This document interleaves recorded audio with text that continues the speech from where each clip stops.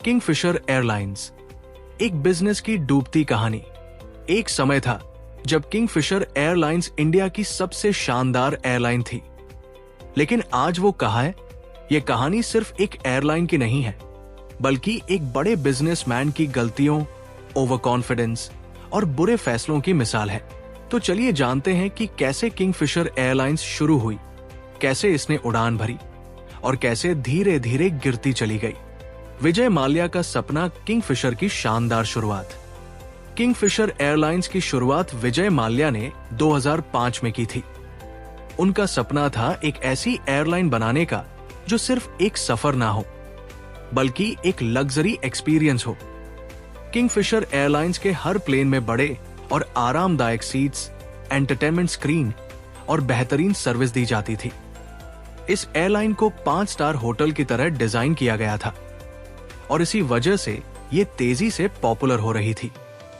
2007 तक Kingfisher airlines India की सबसे तेज बढ़ने वाली एयरलाइन बन गई। लेकिन असली मुश्किलें अभी शुरू नहीं हुई थी। गलतियां जो किंगफिशर को ले डूबी। एक सफल बिजनेस सिर्फ ब्रांडिंग और लग्जरी से नहीं चलता, बल्कि सही प्लानिंग भी जरूरी होती है। विजय माल्या ने एक के बाद एक ऐसी गलतियां की जिन्होंने किंगफिशर एयरलाइंस को डुबा दिया। पहली गलती, एयर डेक्कन की गलत खरीद। 2007 में माल्या ने एयर डेक्कन को खरीद लिया, लेकिन ये एक बड़ी गलती साबित हुई। किंगफिशर एक लग्जरी एयरलाइन थी और एयर डेक्कन एक बजट एयरलाइन। जब दोनों को मिलाया गया तो ब्रांड की पहचान बिगड़ गई। दूसरी गलती, जरूरत से ज्यादा खर्च। 2008 से 2010 किंगफिशर एयरलाइंस हर फ्लाइट में महंगी सुविधाएं दे रही थी, लेकिन प्रॉफिट नहीं कमा रही थी। इस बीच 2008 की आर्थिक मंदी भी आई, लेकिन माल्या ने खर्चे कम नहीं किए। तीसरी गलती, बढ़ते लोन और महंगा फ्यूल। 2008 से 2011 2008 के बाद जेट फ्यूल के दाम बहुत बढ़ गए और किंगफिशर एयरलाइंस को भारी नुकसान होने लगा। फ्यूल महंगा था, टिकट की कीमत ज्यादा थी और कस्टमर कम हो रहे थे। इसी दौरान माल्या ने बैंकों से 9,000 करोड़ रुपए का लोन ले लिया, लेकिन उसे चुका नहीं पाए। किंगफिशर एयरलाइंस का गिरना और बंद होना। 2011 तक किंगफिशर एयरलाइंस का बुरा दौर शुरू हो चुका था। स्टाफ की सैलरी नहीं दी जा रही थी, फ्लाइट्स कैंसिल हो रही थी, एयरपोर्ट्स ने क्रेडिट देना बंद कर दिया था और कंपनी के पास फ्यूल तक के पैसे नहीं बचे थे। 2012 में DGCA, directorate general of civil aviation, ने किंगफिशर एयरलाइंस का लाइसेंस कैंसिल कर दिया और 2013 तक ये एयरलाइन पूरी तरह से बंद हो गई। विजय माल्या का देश से भागना। किंगफिशर एयरलाइंस के डूबने के बाद विजय माल्या पर बैंकों से 9,000 करोड़ रुपए का लोन न चुकाने का आरोप लगा।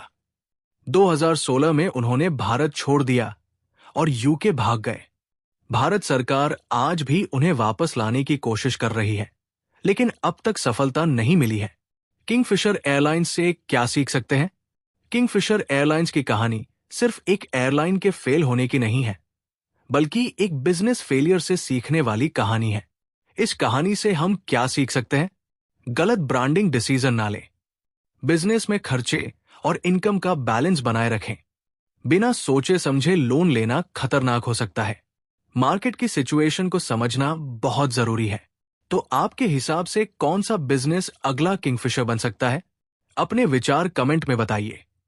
तो दोस्तों, किंगफिशर एयरलाइंस की ये कहानी हमें बताती है कि कोई भी बड़ा बिजनेस सिर्फ चमक धमक से नहीं, बल्कि सही फैसलों और स्मार्ट प्लानिंग से सफल होता है।